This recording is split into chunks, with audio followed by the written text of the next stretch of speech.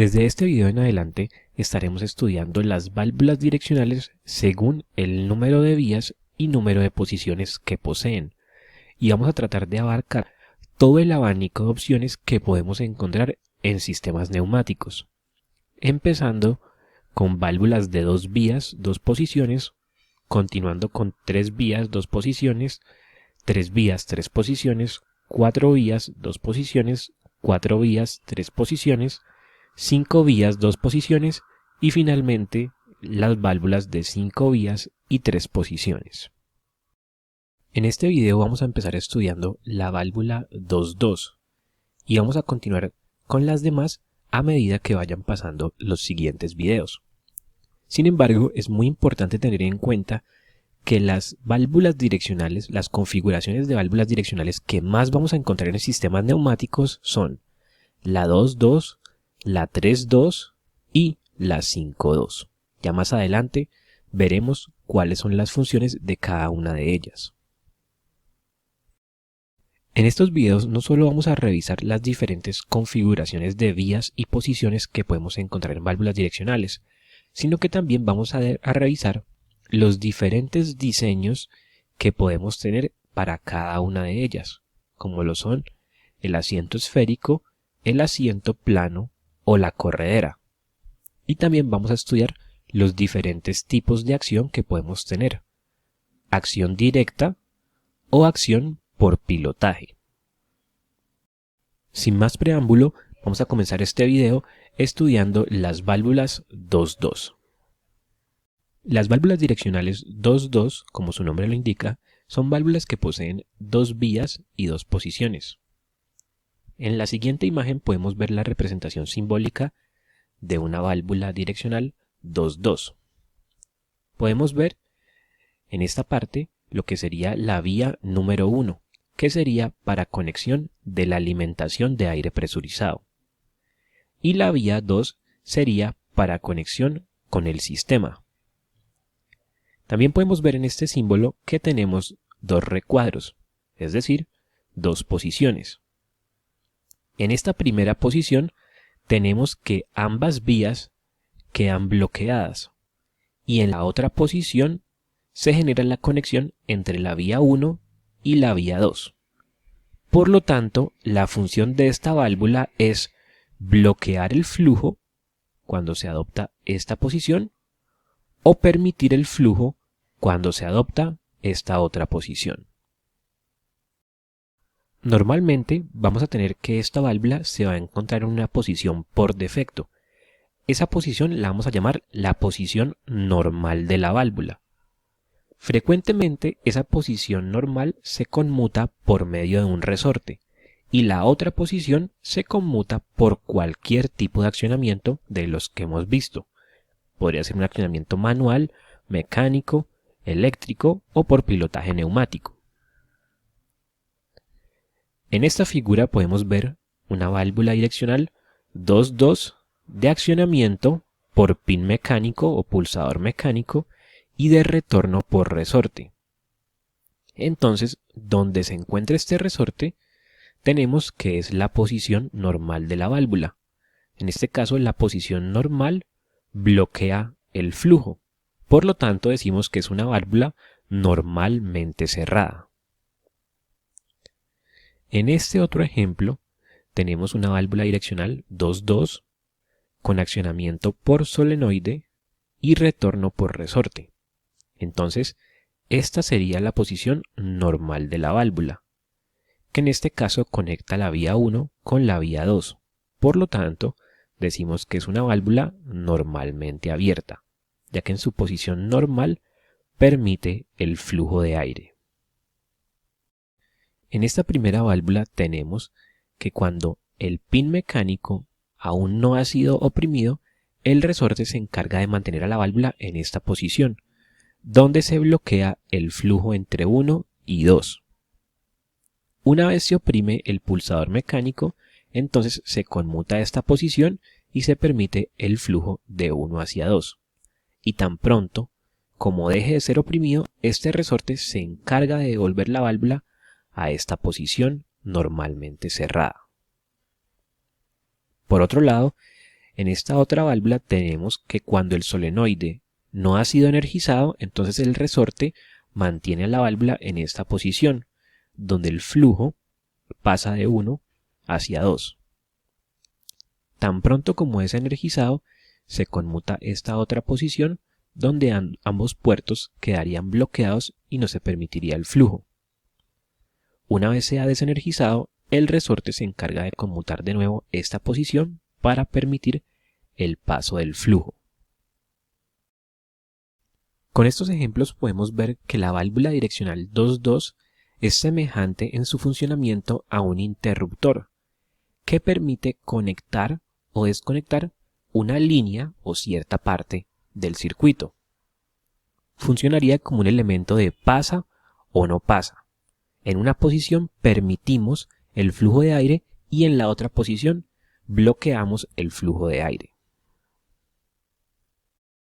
De este modo podemos decir que las principales aplicaciones de las válvulas 2-2 son conectar o desconectar cierta parte de un circuito, como por ejemplo puede ser el accionamiento de un motor neumático que únicamente posee un sentido de giro o un soplador. Las válvulas direccionales de 2 vías, 2 posiciones las podemos encontrar en 3 tipos de diseño: de asiento esférico, de asiento plano o disco y de corredera, también conocidas como de carrete o spool. A continuación, vamos a revisar cada uno de estos diseños y su funcionamiento. El primer diseño que vamos a revisar es el de asiento esférico, que lo podemos ver en el siguiente corte, donde los principales componentes son el cuerpo de la válvula, los 2 puertos o vías. Tenemos acá lo que sería el obturador con una superficie esférica. Aquí tenemos el asiento del obturador. En esta parte encontramos el accionamiento de la válvula. En este caso es una válvula por pin mecánico, pero podría ser cualquier otro tipo de accionamiento acá en la parte superior. Y aquí vamos a tener el mecanismo de retorno, que en este caso es el resorte. Cuando el pulsador no ha sido oprimido, el resorte que encontramos en esta parte se encarga de mantener al obturador contra el asiento, de modo que la comunicación entre los 2 puertos queda bloqueada. De esto podemos decir que la válvula es normalmente cerrada, ya que en ausencia del accionamiento, ella bloquea la comunicación entre los 2 puertos. Cuando este pulsador es oprimido, entonces estos elementos se encargan de oprimir al obturador contra el resorte. Se comprimiría el resorte y al bajar este obturador, entonces se permite la comunicación entre el puerto 1 y el puerto 2, que sería cuando se adopta esta posición. Tan pronto como deje de ser oprimido, este resorte que se encontraba comprimido libera su energía y se encarga de devolver al obturador contra el asiento, bloqueando nuevamente la comunicación entre el puerto 1 y el puerto 2. El segundo diseño que vamos a revisar es el de asiento plano, también llamado de disco. En este caso, vamos a revisar el corte de una válvula que posee esta configuración. Es de 2 vías, 2 posiciones, con accionamiento por rodillo y con retorno por resorte, y es normalmente cerrada. Entonces, en esta primera imagen tenemos cuando el rodillo de la válvula no ha sido oprimido.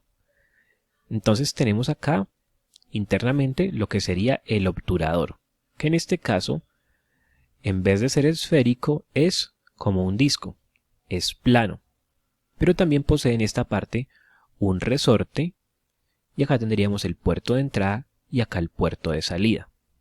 Entonces, mientras no ha sido oprimido el rodillo, este resorte se encarga de mantener al disco contra este asiento, de modo que se bloquea la comunicación entre el puerto de entrada y el puerto de salida.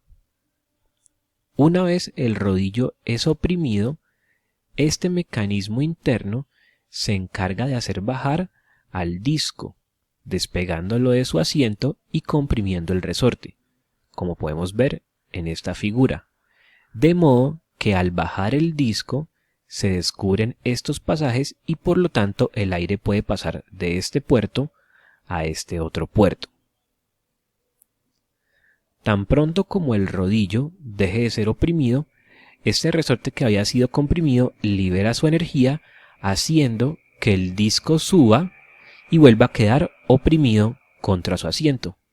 Y de nuevo volvería a la situación donde se bloquea el flujo entre los puertos 1 y 2. El tercer y último diseño que vamos a revisar es el de corredera, también conocido como de carrete o spool. Y vamos a considerar la válvula que tenemos en este símbolo, que posee accionamiento manual, retorno por resorte y es normalmente cerrada. En este corte podemos ver los diferentes componentes de la válvula, donde tendríamos acá un cuerpo, puerto de entrada, puerto de salida e internamente tendríamos este elemento que sería la corredera, carrete o spool. Esa corredera va a poseer unos resaltes que son los que permiten dar las diferentes posiciones. Aquí encontramos el resorte y acá encontramos el accionamiento. Entonces, cuando este accionamiento no ha sido pulsado, el resorte se encarga de mantener a la corredera en esta posición. Y en esta posición tenemos que este resalte se encarga de bloquear la comunicación entre este puerto y este otro puerto. Una vez este elemento es pulsado, el carrete, corredera o spool se movería hacia la derecha, comprimiendo este resorte.